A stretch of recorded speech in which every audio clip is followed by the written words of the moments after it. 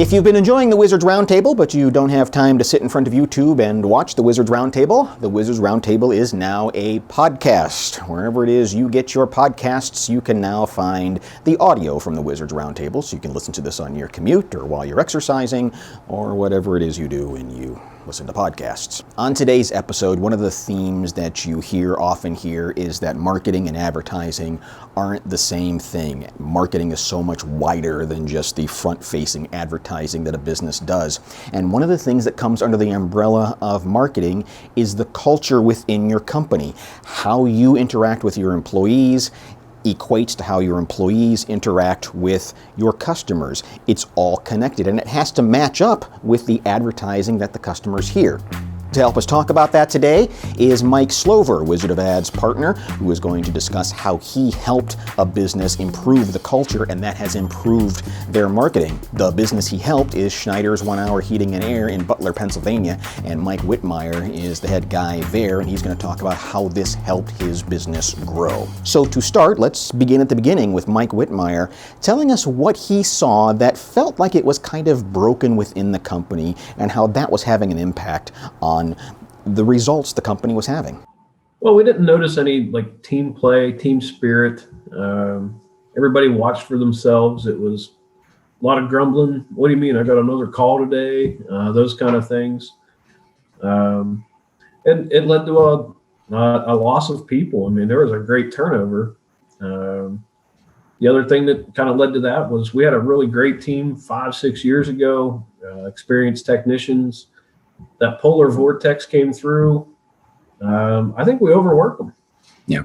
So we had to learn to adapt to a creative work schedule and help those folks out. So they got some home time too. Mike Slover, as his consultant, what did you see, and how did you help their team come together?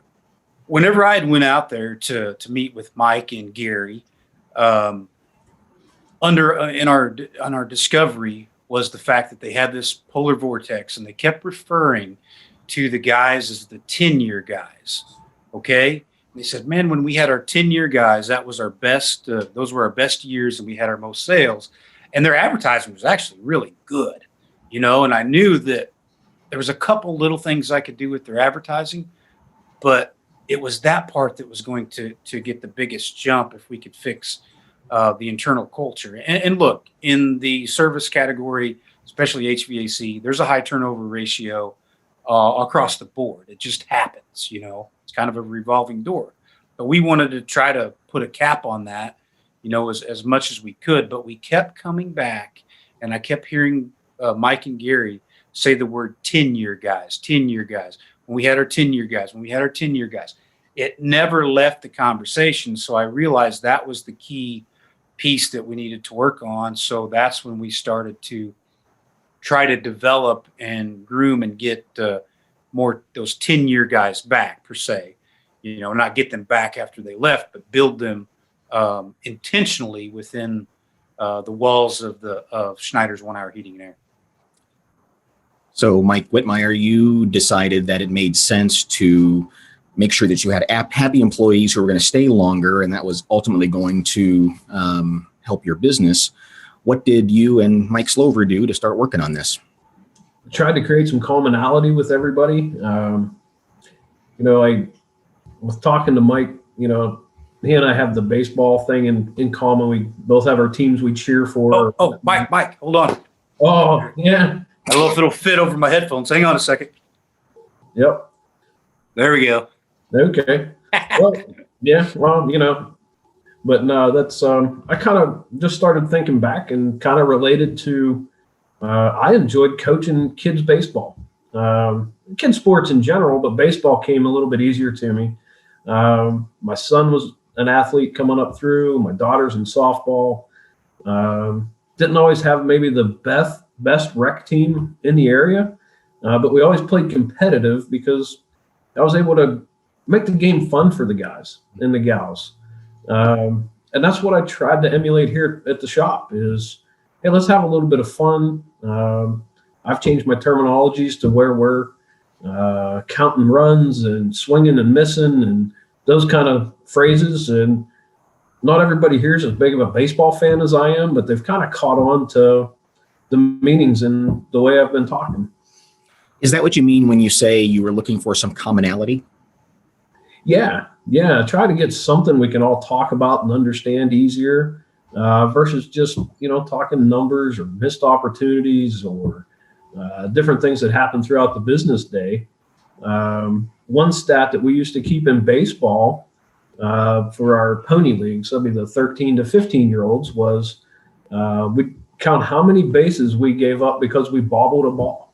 So with my management team, we talked about not where we failed, but where we gave up an extra bag and how we could prevent guys getting extra bases on us. So how do you translate getting the extra base to what you do in the heating and air industry? Is it just a missed opportunity? It could be a missed opportunity. It could be a little bit of a fumble because maybe someone didn't perform their job quite right. And the outcome was we had a recall out to the home to straighten it up afterwards. So yeah, that would be a given up bag. Mm-hmm. But a couple weeks after I started talking that way, my service manager, he went to the plate with a lady that really wasn't happy with our service that one of his team members gave. He went out, and instead of having some bad press and those kind of things happen, she ended up purchasing a system from us. And he come out into the shop where I was helping some other guys, and he goes, "Hey boss, I just hit a home run. Right? I got us 4 bases." So that's great. And what I like so much about that is everyone from sports teams to the Blue Angels sit down and review the film and say, all right, let's look at this and figure out how we can avoid that the next time. And that sounds like exactly what you're doing. And instead of saying, hey, you really blew that one, do better next time, you looked at that and said, all right, here is how we could have done this and recovered it. So I think that's really commendable. Yeah, well, we try to take a negative and turn it into a positive somehow. And sometimes after all of that and the day's done, all you have is a positive training experience, and that's the way it needs to be left, not a butt kicking session out in the middle of the field somewhere. So no, just try to respect everybody and teach along the way. Mike Slover, you believe, and I know I believe, that the culture and how people are being trained in the business is in fact part of marketing. What were your feelings when you saw it maybe as broken, but and then saw it come together? How did that help the marketing? When you have the internal, engine working how it's supposed to, everything else, seems to fall into place. One of the things that we did early on when we decided to build culture with intention at Schneider's is we looked at our beliefs and our values at Schneider's 1 Hour Heating and Air. And I asked Mike, I said, Mike, if you had one employee that you wish you had 10 of, what are the defining characteristics of that employee? And he started talking, and we came up with farm kids are awesome people to work for a heating and air company. People that are competitive. Maybe they had basketball in high school, or they played some type of competitive sport, because that also matches Mike's values and Mike's beliefs. Okay. He came and he said, yeah, I got the guys. Mike's very humble, so sometimes you got to get out of Mike what he's doing. Okay. Cause he doesn't just brag on himself. He's a very, very humble guy. And somehow I remember getting out that he was doing this basis thing. How many did we give up? How many did we gain? Who won the game at the end of the day? I was like, that's brilliant. Mm-hmm. That is so freaking fantastic. And he started, when he grasped that concept of, I can manage my team like I managed my Corey League or my rec league or whatever, it just comes natural to him, so that is what already works. So let's go in that direction. Let's use what Mike's already strong at, and let's build upon it to build his culture. Mike Whitmire, how has this changed how you hire? Well, I used to just hire because, it felt like I just needed a body, needed some people, needed this. I've slowed down that process just a little bit. And I'm really digging, maybe not the tech questions. Hey, can you fix a furnace? Do you know how it works? What do you know about air conditioning? I'm looking more for guys with the background that I know that, man, we can hit it right out of the gate just as friends, because we have some commonality. We like to talk, and whether it's baseball or hunting and fishing, whatever. So yeah, I'm looking for character. I'm looking for people that fit the things Mike and I worked on to develop. Hey, this is the type of people, man, that competitive spirit, that hard working, those kind of things. It relates down to even my office staff. I've had the opportunity to bring in some new talent there. A lot of them are country kids, just like myself. They have loves and ambitions, family people. I mean, it's like you're almost going to Thanksgiving dinner sometimes, because you walk past everybody's desk, you ask about their son Jimmy, or stepchild this, that, or the other, and you get to know everybody, and it's a much tighter group.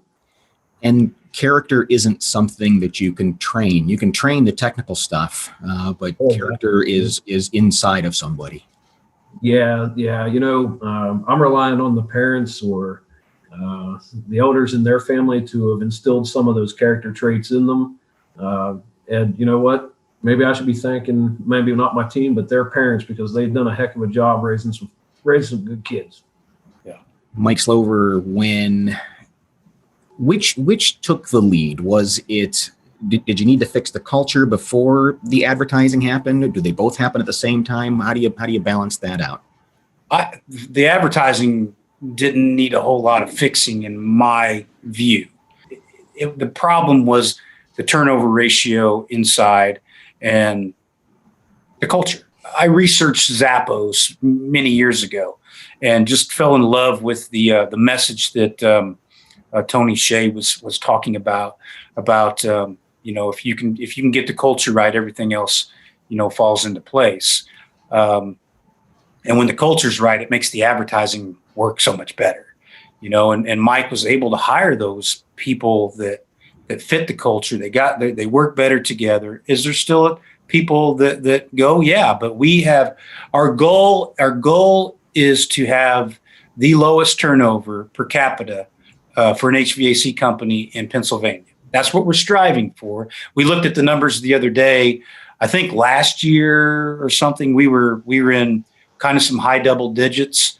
Right now, we are on pace to cut that in half. And now you're not paying to train somebody. You're keeping these guys. We need 10-year guys. We need guys we need a whole staff of installers, technicians, office folks that've been there for 10 years plus. And we're gonna do gangbusters. You can't let off the gas. This culture thing is a lifelong endeavor. You can never forget about it, and because otherwise you're going to backslide down the hill. Success is measured in a lot of ways. One way is that retention number, or loss of employee. I mean, we're probably going to be about half of what we lost over each of the last 2 years. Double-digit employees 2 years consecutive. That was a stinger, big stinger. We were at 40. I got it scratched down, but 1 year we were at 40 some odd %. This year we're just a little scratch over 20. Right. So 1 year we lost almost half of our employees. That's a problem. And that's being fixed. And we just started this again this year. It probably wasn't until March or so that we really started to fan it, and then get it in. And I know Mike and I's conversation, we call each other every week or every other week. And I know that helps. I went through my whole health problem and kind of dropped that a little bit, but we're back at it now, but it's got to be something that you don't ever give up. I think it's really, if you got something that people want to buy, which they do, everybody needs a heating and air for the most part. It's who you're going to, the second most important thing besides having something people want to buy is having something people want to buy from. It's worth spending a good amount of time on the culture within your business, because that will then translate into how your customers relate and feel about the business. And we do business with the companies that we feel best about and think of first.